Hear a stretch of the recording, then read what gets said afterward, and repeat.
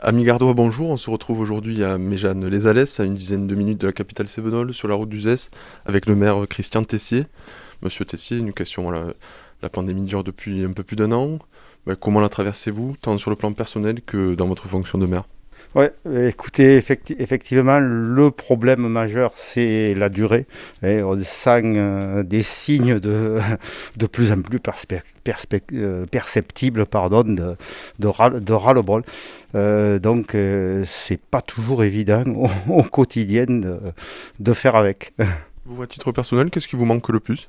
Oh ben, tout ce qui a trait à la sociabilité, à la convivialité, c'est vraiment un manque qu'on ressent de façon très profonde. Ouais, on le sait, Méjeanne-les-Alès, c'est une commune très dynamique sur le plan économique, avec toute cette zone d'activité autour du parc d'exposition. Il y a des entreprises plus touchées que d'autres. J'imagine qu'il a fallu les aider aussi. Oui, bien sûr. Au premier rang des entreprises, vous avez S-Group. S-Group, c'est une très belle entreprise qui se charge de la sonorisation d'événements culturels. Et pour eux, c'est très très compliqué. Mais en fait, après, la situation des entreprises, elle est quand même relativement diverse. Oui. Malgré tout, votre commune, la vôtre, elle a été très généreuse récemment avec les communes sinistrées, les communes gardoises sinistrées lors des dernières intempéries. Également, il y a quelques semaines, avec les communes des Alpes-Maritimes qui avaient été touchées par cette tempête. C'est votre marque aussi, cette générosité, cette solidarité, c'est votre patte personnelle? Ah ben, je pense que dans des circonstances de ce type, la solidarité s'impose. Bon, nous, nous, culturellement, ça a toujours été dans notre ADN. Alors, la solidarité, elle s'est matérialisée de plusieurs façons. Donc, d'abord, lors du précédent conseil municipal, nous avons voté des aides. Alors, pour les communes du Gard et puis aussi pour les communes des Alpes-Maritimes. D'accord.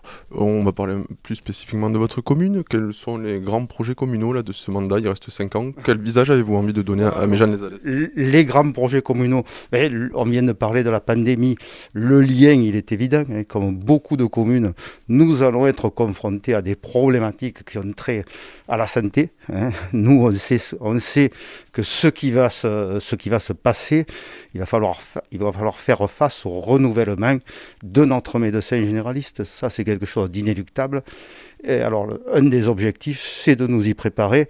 Alors, c'est un petit peu compliqué toujours par les temps qui courent, mais nous fondons beaucoup d'espoir sur les états généraux de la santé qui doivent se tenir bientôt sous l'égide de l'aglo.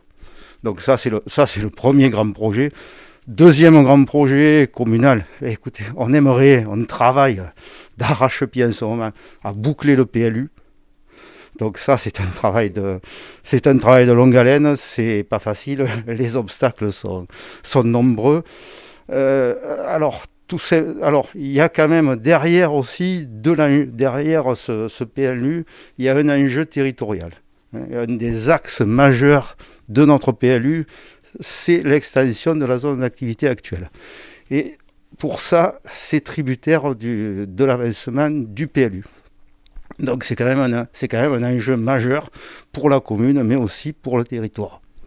Toujours parmi les projets, on le sait, la commune est dotée d'un formidable outil, ce parc des expositions qui est malheureusement peu utilisé, propriété de l'agglo. Et il y a aussi ce projet qui va arriver de salle polyvalente, je crois savoir, qui doit accueillir les associations, plusieurs Voilà, événements. voilà, alors ça c'est le troisième projet phare de notre commune, c'est le remplacement de la salle polyvalente actuelle. Alors la salle polyvalente actuelle, si vous voulez, elle commence à devenir inadaptée aux besoins de notre commune. D'abord par son exiguïté.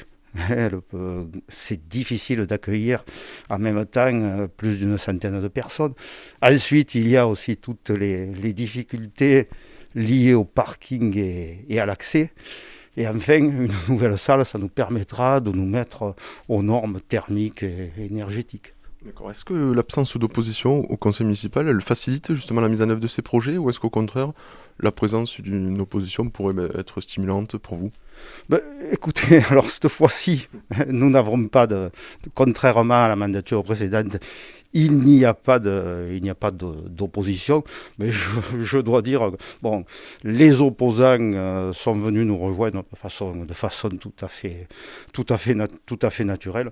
Nous avons toujours travaillé pendant le dernier mandat de façon très, très constructive. Monsieur Tessier, je vous remercie. Eh bien, écoutez, ça a été un plaisir. Merci de m'avoir donné la parole. À bientôt, merci.